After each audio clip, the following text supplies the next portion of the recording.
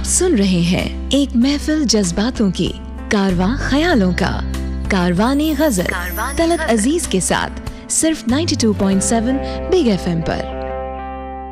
92.7 big FM पर आप सुन रहे हैं कारवाने गजल, मेरे साथ यानी तलत अजीज के साथ।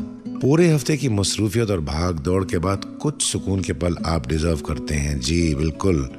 और कारवाने गजल के जरिए मैं ये वादा करता हूँ कि मेरे साथ बिताए पल पुरसुकून यानी टेंशन फ्री होंगे आपके लिए। जी एक शेर याद आ रहा है मुझे, जानिसार अख्तर साहब का शेर, बहुत खूबसूरत शेर। कहते हैं कि अशार मेरे यूं तो जमाने के लिए हैं। अशार यानी वर्सेस, अशार मेरे यूं तो जमाने के लिए हैं, कुछ शेर फकत आपको सुनाने के लिए हैं। क्या बात है।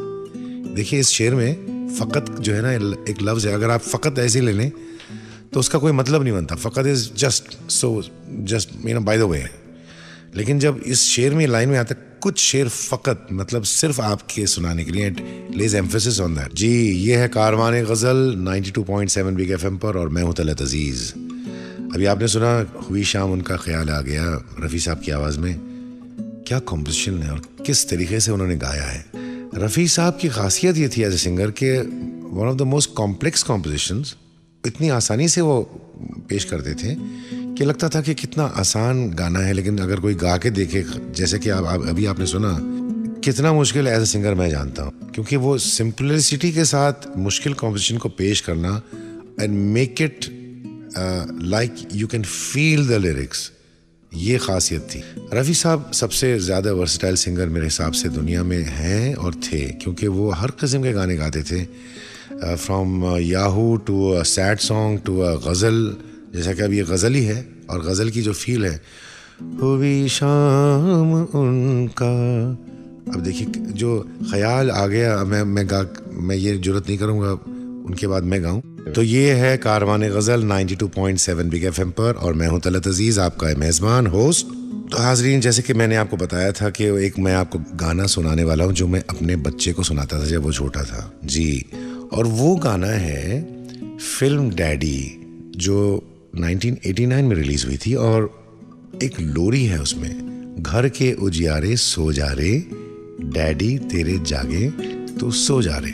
इतनी खूबसूरत कॉम्पोजिशन थी ये, राजेश रोशन साहब ने कंपोज की थी और सूरज सलीम साहब ने ये वर्ड्स लिखे थे इसके, मतलब लिरिक्स। गाना है, नगमा है।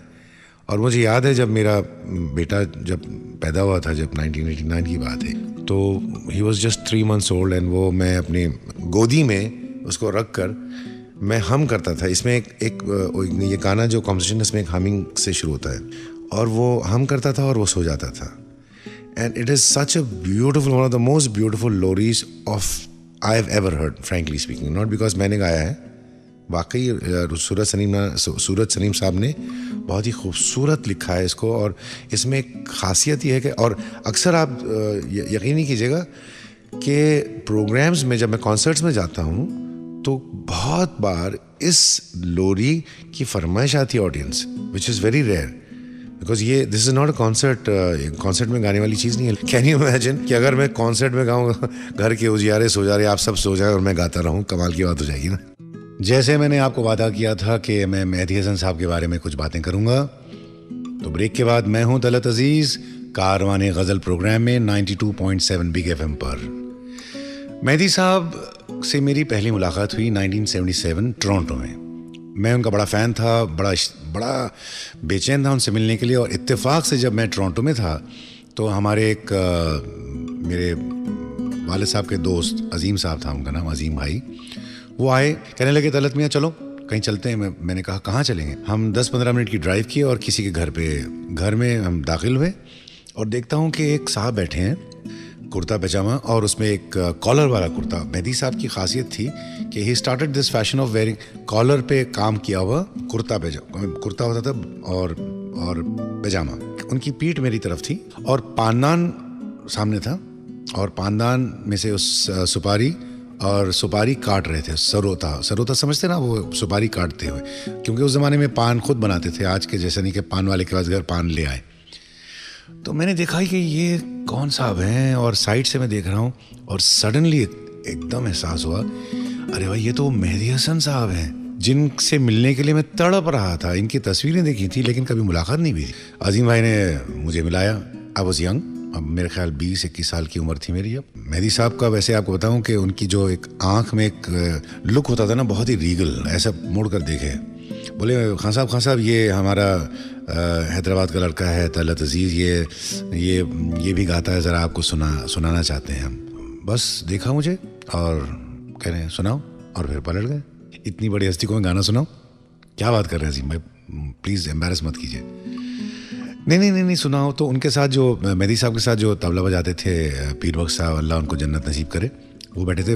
बोले हाँ मियाँ वो हारमोनियम रखा है, चलो मैं तुम्हारे साथ तबला बजा देता हूँ। He try to make me comfort. और मेहदी साहब इमेजिन कीजिए वो साइड में बैठे हैं, he is not looking at me, वो पान बना रहे हैं, सरोता और बातें कर रहे हैं। तो मैंने हारमोनियम पर मैंने कुछ सुनाया, जो भी जैसा भी था। कोई रिएक्शन नहीं मिला, उन्होंने कुछ नहीं बोला और बात खत्म हो गई, हम चले गए। और मैं सोचता रह गया कि पता नहीं क्या समझा उन्होंने। दूसरे दिन जब हमारी मुलाकात हुई तो उन्होंने मुझे कमरे में बोले, सुनो तलत मियां, इधर आओ, देखो मैं तुमसे बुजुर्ग हूँ, आवाज तुम्हारी अच्छी है, लेकिन अभी काफी मेहनत करनी है, उसके लिए तुम्हें अच्छा उस्ताद चाहिए। और अगर तुम मुझे पसंद करते हो, मेरे शागिर्द बन जाओ और मैं तुम्हें गंडा बांध देता हूँ। लेकिन एक शर्त है, जब तक मैं न कहूँ तुम पब्लिक में नहीं गाओगे। ये शर्त मंजूर है? सोच लो, मैं हिंदुस्तान आ रहा हूँ अगले साल, वहाँ तुमसे आकर मैं मिलूंगा, तुम्हें फ़ोन करूंगा, अपना नंबर दे देना। मैंने कहा जी बिल्कुल, आप जो कहते हैं, जो भी जैसी भी बात है। वो बात ख़त्म हुई, वहाँ से मैं निकल गया, वो चले गए, मैं वापस आ गया हिंदुस्तान, हैदराबाद गया। हैदराबाद से I move to Bombay, Mumbai in 78। आगे बढ़ने से पहले और ये जानने से पहले कि वो हिंदुस्तान आए, मुझसे मुलाकात हुई या नहीं, मैंने शागिर्दी की रस्म अदा की या नहीं, ये हम आगे आपको बताते हैं। वाह, देखिए क्या ख़ास बात है मेहदी साहब की कि उन्होंने एक ऐसा अपना रंग बनाया कि रागदारी भी बरकरार रहे, गज़ल की रूह भी उसमें। जैसा कि एक वाक़या सडनली मुझे याद आया, 1977 में सलामत अली खान साहब ने बहुत खूबसूरती के साथ मेहदी साहब की गायकी को जोड़ा था। कहने लगे बेटा, एक महफिल के बाद बहुत सारे लोगों ने गाया था, बहुत अच्छा गाया, कहते हैं, लेकिन मेरे हिसाब से आज का जो गाना बजाना हुआ वो एक कूजे को समंदर बनाने वाला, कूजा समझते हैं आप, छोटी सी चीज, मतलब एक कोना, कूजे को समंदर बनाने वाला गाना। लेकिन वो कहते हैं, लेकिन वो जो है ना मेहदी, वो समंदर को कूजे में समेट ली। क्या बात है कि एक समंदर को पूरा समेट कर एक छोटा सा कूजा, और उसमें कितना असर हो। मेहदी हसन ये थे। और जैसा कि मैंने पहले वादा किया था कि बताऊंगा कि वाकया मैं वो मुंबई जब पहली बार आए थे क्या हुआ, फिर मेरे से मुलाकात कैसे हुई और शागिर्द में कैसे बना उनका।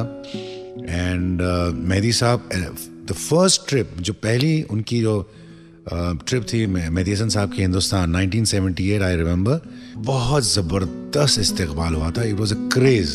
शायद लोगों को याद होगा, उस ज़माने की बात है कि मेहदी साहब जहाँ पर जाते थे तो भीड़ लग जाती थी। पहला शो उनका बिरला मातुश्री मुंबई में एक बहुत अच्छा उस ज़माने का मशहूर और आज भी है ऑडिटोरियम, वहाँ पर लाठीचार्ज हुआ था लिटरली। दिलीप साहब, लता जी वगैरह बड़ी बड़ी हस्तियाँ मेहदी साहब को सुनने आते, और क्या गाते थे वो, और क्या क्रेज़ था। मैं ये सब देख रहा था, मैंने सोचा कि अब ये मेहदी साहब तो इतने बड़े स्टार हैं, अब वो कहाँ याद रखेंगे पिछले साल एक लड़के से उन्होंने वादा किया था।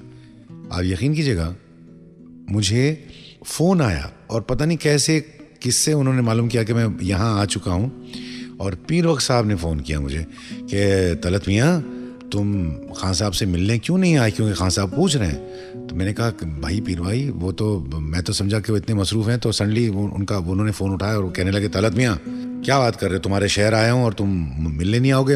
याद है हमारी जो बात हुई थी पिछले साल, फ़ौरन तुम आओ, ये रूम नंबर है, ये स्वीट है, फलां होटल। वो ठहरे थे ओबरॉय में। तो मैं भागा चला गया, तो सीधा अंदर, बहुत सारे लोग बाहर थे, अंदर ले गए। बोले क्यों, तुम क्यों नहीं मिल रहे? मैंने कहा खान साहब आप इतने मसरूफ़ थे, आपके साथ आप तो मतलब यू आर द स्टार। और मैं बोले नहीं, मैंने वादा किया था और तुम्हारा फ़र्ज़ था मेरे से मिलना। चलो कोई बात नहीं, आ गए, अभी गंडा बांधेंगे, और जब गंडा बांधोगे तो तुम मेरे शागिर्द जब बनोगे तो मेरे ख़ानदान में शामिल हो जाओगे। तब मुझ पर जिम्मेदारी होगी कि तुम्हें सिखाऊं, और तुम पर जिम्मेदारी होगी कि तुम सीखें, क्योंकि फिर तुम हमारे घराने के हो जाओगे। क्या बात है, ये वो परंपरा थी। अब मेहदी हसन साहब के बारे में जितना भी बोलूं कम ही है, और इतनी बातें बताना चाहूँगा लेकिन वक्त बहुत कम है। लेकिन याद रखिएगा, अभी हम मिलते रहेंगे, बहुत सारे प्रोग्राम आगे भी आप हर हफ्ते मुझे सुनेंगे, बहुत सारी बातें, बहुत सारी किस्से, वाक़े, क्या क्या बताऊं, बहुत सारा ज़ख़ीरा मेरे पास पड़ा हुआ है। वाह, मदन मोहन साहब भी क्या कंपोज़र थे। मेरे ख्याल से फिल्मों में गज़ल को जिस तरीके से उन्होंने कंपोज किया शायद किसी ने किया, और शायद कोई करेगा। बड़ा फ़ैन हूँ उनका मैं।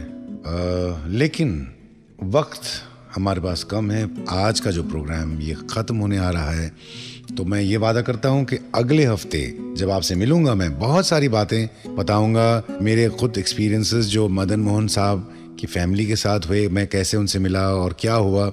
लेकिन अगले हफ्ते याद रखिएगा, मुलाकात होगी इतवार के दिन, संडे 9 से 11, 9 to 11 PM। याद रखिएगा, रात का वक्त है। जी हाँ, कारवाने गज़ल पर 92.7 बिग FM।